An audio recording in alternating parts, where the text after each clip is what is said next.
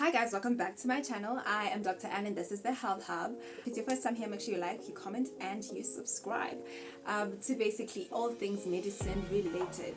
So basically today we'll be talking about the do's and the don'ts of internship. I know people started maybe 2 weeks now. Most of you guys are like 2 weeks into your internship. So with that being said, I just decided to make a video on the do's and the don'ts of things to do or things not to do during internship, things to watch out for basically during internship that are basically things that can either make or break you. So it is important that you watch till the end so that you are able to be well versed and be like a proper intern, like a you know, when you're ready and it comes to oh, where did you do your internship? And you'll be like, yeah, I did my internship here. Yeah, so it's definitely most of the time it's definitely not about where you did your internship. I personally feel like you can always maximize the amount of knowledge that you pick up or the amount of knowledge that you gain during internship wherever you are. These tips will make sure that by the time sis that you are done with your internship, that you are like proper, one, when confidence, because there's nothing worse than after internship, ungabna confidence. And the thing that can cause you your confidence to lack is basically things that you missed or things that you didn't do, opportunities that you didn't maximize on during internship. So yeah, make sure you watch the end. Okay guys, let's start with number one. Let's start with number one because let's get the dress code out of the way. I already mentioned dress code, when it came to OSCEs. Basically, internship is the first real life experience that you get as a professional, and the unfortunate thing about internship, oh gosh, the unfortunate thing about internship is that like you are sort of given this doctor title, ne? And you just like look at yourself in the mirror and you're just like, really? Is like, are you talking about silly old me? so yeah, internship is your first time, real life experience, people calling you a doctor, you having to carry the whole doctor responsibility on your shoulders. Sometimes you may feel like, really, guys, don't call me a doctor, I don't know anything. Like, I don't know anything. So don't feel like that, man. So these tips will make sure that by the end, you are a pro, right? You are a pro, say the least. So let us start with the first thing, dress code. I already mentioned. Dress code, what? Scrubs, when in doubt, scrubs. I feel like on your first day, second day, whatever, scrubs until you figure out, oh, okay, theater days, if you are starting with maybe surgical rotation, theater is on Mondays and Thursdays. And then OPD is on this day and this day. And that's when you're able to figure out the days in which you can actually wear regular people clothes. So after you've, navigated. So by now, if you started in January, on the 1st of January as a new intern, by now you already know, but okay, yeah, I can't wear a dress on a Thursday because that's when, you are stuck in theater with laparotomies and etc. You know what to wear in which areas because you know the surroundings, you know how it's like, Whereas with OPD days, you can wear whatever. You can wear a dress, you can wear whatever because it's like clinic days where you're most of the time going to be sitting down and just interacting with patients, examining, and etc. So dress code is of utmost importance. It also says a lot about who you are. Guys, I've seen interns, okay, also not interns, also comes... Yo, ukhona unye, wayengathi liphara. Elia. Guys, I'm scared. Who is this person? Like with like ispoti, tracksuit. Don't do it, okay? Don't be that person to wear clothes that make you look like you may not be a doctor. The reason I say this is because, guys, a lot of us graduate when we're very young, and it's sort of like we're not the face of how doctors used to look like before. So there's an element of distrust and like doubt. But when you look professional, at least it removes that element and gives some of the patients comfort. I know it shouldn't be like that, but it just is. So number two, make sure that you always arrive on time because you're new, you're trying to give people a good impression. I'm gonna say like if you're gonna be late, nothing more than like 10 minutes, 15 minutes, guys. Like anything longer than that is just like disrespectful. Like I know people who will say, oh no, I'm running late. I'm talking about work. I am not talking about you meeting up with a bunch of your friends for brunch. I'm talking about literally like regular 8 o'clock type job where people will be like, oh, I'm running late, and they arrive at 12. Like, sleepy up. What? So that's at when you go 12. Like, just say you're sick, like, or something. Like, don't come if you're gonna be that late. It's just weird, you know? You're trying to build like a profile for yourself. So also because MOs talk among each other. So I remember during internship, they would be like, oh, which, like, you'd hear them talking about, oh, which interns are like good to like do calls with. You want to be that intern. I don't want to like be a total slave and a pushover, whatever, but like be just someone who just does the basics, like show up for work, like show up for a call and basics. Number 3, make sure that you have a positive learning attitude. Make sure that you are always willing to avail yourself to learn. There's a lot of things that you are meant to have learned during medical school. And I feel like it's just weird, guys. It's just super weird for you to be an intern who does not know how to do certain basic stuff. Like putting up a drip. I feel like those, you're supposed to be fumbling like during medical school, you know. That's why it's important. Like everything is a building block, and the more you progress without having ironed out levels, the more it shows in the lack in terms of your skill further on. So it is of utmost importance that during medical school, especially 5th and 6th years, like yay, like the patient in cubicle 5 who needs a drip, you quickly grab the things, run the line, go put up that drip, you know. Oh, we need a blood gas, make sure you know how to find the femoral, do a blood gas, you know, basic things. There's ICDs that have to be removed. I know we learned as students with my partner, because obviously interns are like, you know, they're like kind of like lazy sometimes. So they'll, you know, especially in academic facilities like maybe Bara or these bigger hospitals, they'll have like a list of things to do, and they'll give some of the things for their students to do. So basically that's when you just like, guys, I'll remove the ICD, I'll learn how to put up the ICD, you know. That's when you have to maximize on learning how to do a lot of these things, because you might not get enough practice as an intern, or you might end up being placed in a place where you have to like do it, and there's no one really there to like kind of sort of teach you. So that's why I'm saying, as a student, you have to sort of maximize whatever. I learned to do bone marrow, like bone marrows you should be doing as students. If they say there's a bone marrow, you run, like grab the things, grab the domicam, like lignocaine, make sure you're there. If you are seeing it for the first time, make sure you just watch and then see how it's done. The second time, quickly prep or run, so that you are there to learn, you know. There's a lot of students now, a lot more than there were during our time. You find that there's a lot of students and a lot of interns, so it's getting a lot harder for people or students as well as interns to acquire these skills, because there's too many of them, which is a flaw on the government's, you know, side. But you know, guys, make sure, like, even if it's one, like, make sure you learn how to do it, you see how it's done, you have an idea of how it's done. Number 4 is excuses. Don't do that a lot. I know people get sick, but I also know people get tired and they say they're sick, you know, or people have, you know, responsibilities and things to do and they say they're sick. That's completely understandable. But I feel like at the level of internship, if you get into the habit of doing certain things, especially bad habits, as in jail, oh God, I can only imagine what will happen when you are already a medical officer. Because like, if you are in the habit of making excuses, if you are in the habit of not showing up for calls, if you are in the habit of being sick all the time, like not really sick, but like sick, then it's just like, oh, what will happen when you are actually a medical officer? I know mentally internship is draining.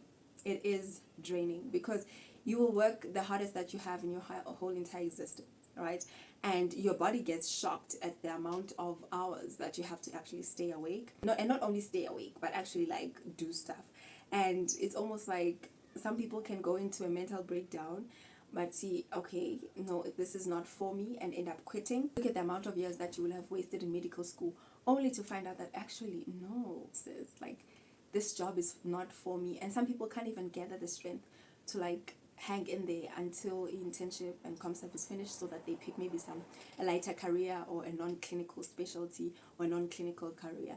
So yeah, understandably so, it's important that you also make sure that you are disciplined in your way. So basically, I already mentioned that in terms of pharmacology, we learn the names of the drugs, we learn the doses, but they don't really care about the doses much, right? They won't fail you because you wrote like paracetamol 600 grams, 600 milligrams, whatever, unless it's toxic. but they normally don't really care about doses when it comes to pharmacology. And like I said, unfortunately, it's things that you have to learn by yourself. And because I said that, right, I even gave advice. I think it was in a video I once made that the important thing is to make sure that as a student, you rotate at a clinic, or you make sure that what do they call them? Electives. That instead of like being placed at a hospital when it comes to like vacation work or etc., you make sure that you are actually placed at a clinic, because that's where you learn most things that are basic. That's where you learn how to inject, like basic things like how to draw up medicine into a syringe and inject it, where to inject, how to immunize kids, immunization schedule, basic things, man, that are actually really important that you won't really get exposed to that much. You will also learn drugs, and I feel like the drugs that are dispensed at a clinic are drugs that are actually of like high importance, and they the most commonly prescribed drugs, and they are the most basic drugs that there are.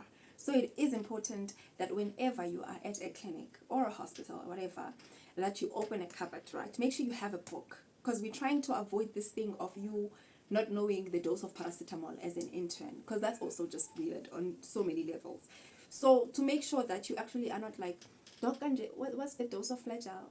You know, be that intern or bale eradication therapy. Then you're just like, okay, then you bale the right stuff, and your scripts don't get sent back by the pharmacist and things like that. Ngabe a mess, I know you can Google. Some people say, but I can Google. But still, Google will say 600 milligrams, 500 milligrams, don't, Pfizer, this and this, this and this. And it'll just show you a bunch of things that you are unable to decipher. So it is important that you actually improve your knowledge on pharmacology prior to internship. Okanye, when you are already an intern, you make sure you learn. Like, open that cupboard, especially there, you'll find those cupboards in casualties or clinics if you're rotating in PharMed. Open it, see. The next point is that don't be rude to nurses or your colleagues in general. Ask nicely if you want something to be done. Ask nicely if you want to ask where something is. Just make sure you are not rude to them, because nurses will teach you the ways that you shouldn't be going. Like, they will absolutely humble you and leave you to be on your own. You don't want enemies, you want allies. So it is important that you keep your nurses close so they're able to help you. Like, nurses also know doses, guys. Now, some of these things we don't know. So Ativen, okay, but and then Ativen, eating it all. Don't be rude to them, because they actually know what's going on. They've intubated or assisted in 100 intubations and things like that. So I'll ask them, oh, an intubator, what do you normally give? And they will help you. They're like, no, normally it's des or sneaky sacks or whatever. Like, they'll know what to do and the doses and things like that. But you have to be nice to them initially. Sometimes you find that you're struggling with a drip or putting up an NG2. Guys, they've done it millions of times. Like, they have done it like for years and years. So they will help you. You will try and be like, oh, sister, with this thing, I don't know why I'm struggling. And then when they put it in, you just ask them, oh, so how did you do it? Like, now I personally don't think that the moment you put yourself in a high and mighty chair, it sort of closes your mind to being open to the fact that you can learn anything from anyone. I don't care if I learn a skill from an intern, even now that I'm not an intern. I don't care if I learn a skill from a ComServe, even though I did ComServe a year ago or whatever. And be open to learn from other people. If someone does something like, oh, we and oh, how do you normally do it to make sure that you get it right the first time or whatever? Be respectful in all your dealings and all your doings, and you will be sorted. Then the next point is basically when it comes to handovers. Some consultants will like to ask questions like, oh, what is this? Tell me about what diabetes is. Tell me about this and this and this. So basically, in order for you to actually not look bad or to give a good impression, when it comes to questions that get asked during morning meetings, handovers, and etc., it's important that with all the patients that you admit, I know there's no time because you're like on call, but it is important that if you admit a DKA patient, you quickly look up the protocol. What does it say? Like, so that with all the patients that you have admitted prior, ne? We're trying to give you tips to be like a proper intern. Ne? With all the patients that you admitted, you look up, when you get home or when you wake up in the morning, if you get a chance to sleep, you just look up, oh, bowel obstruction. What is bowel obstruction? Oh, the small bowel, large bowel. Don't. You just read up a little bit about it, a little bit about risk factors, a little bit about management, a little bit about just the basic things, so that when you are asked questions, you're not like completely like close off. I mean, the amount of information that we've had to process straight up, like from the whole of medical school, is ridiculous. And I don't care how many times you've done something or when you did something, like sometimes you forget and you're just like, no man, but I know this thing, what is it, one by icon, like you remember it, ne? But you just don't remember it. But you just like don't remember it. So it is important that obviously always you refresh yourself, you refresh your memory. Sooner or later it comes like secondary nature, because you've been seeing a lot of these conditions so much, especially the common ones. Or if you see a common condition, you're like, I'm gonna read this up, then you read up what that is about, so that at least you look good. Like also you just also are more knowledgeable when it comes to that specific topic. Another thing is that, guys, don't do drugs. Like, I know when we get to the level of internship, you probably didn't do drugs, and I mean like maybe alcohol and light stuff like that. You probably didn't do it during medical school because you couldn't afford. But now during internship, you're just like, you're rolling in dough. Like, you can afford to go to parties, you can afford to splurge, you can afford to drink and whatnot. And a lot of people can become hooked on stuff. It can be alcohol. These things take charge of your life. It shows in your work. It shows, guys. Like, I know this other girl, let me not say her name. I know this other girl, like, I think maybe she had a problem with drinking, but I'm sure it's also a cry for help, and also an expression of where the person is in terms of their mental health. Maybe they're just going through stuff. Also, the whole career internship of is very stressful. So some people will try to use like drugs to cope. Some people will steal drugs from like theater, especially as are drugs that are quite strong. Should you find yourself in a mental like pit hole, that you find the necessary help, find or talk to a psychologist or a social worker, to make sure that you're able to have an out, like to make sure that you're able to have someone you can talk to about things that you're actually going through, instead of finding outlets like drugs, alcohol, things like that. Yeah. In saying that, with the challenges of internship, make sure you drink water, exercise, have a normal social life, try to live just a well-balanced life, and make sure that you are also well connected spiritually, emotionally. And these things can make you not perform well in emsebenzini, and it shows even the way you look, the way you dress, the way your car is, abanye batshayise because babuya esipatini and things like that. And it just shows in the way that you operate. Ungafiki nasemsebenzini. Some people won't pitch for work because they're drinking too much. So these are the things that can sort of hold you back. If you do so bad during internship, you can end up in a point where you don't get signed off for a block, because maybe you were so bad, you weren't pitching for things, you weren't doing anything, you weren't showing that you are acquiring skills throughout, the rotation, etc.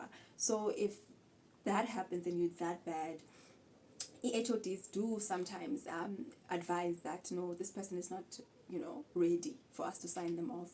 And this thing can hold you back and prevent you from actually moving forward and lengthen the period of internship. So that's why I'm saying it's of utmost importance, because you won't get signed off for a block if you actually don't perform or meet the minimum requirements. So yeah, that is the end of the video. I hope you found it helpful.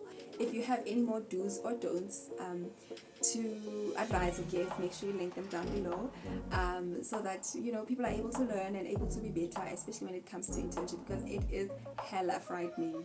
It is frightening. So yeah, make sure you link them down below, so that at least people are more equipped.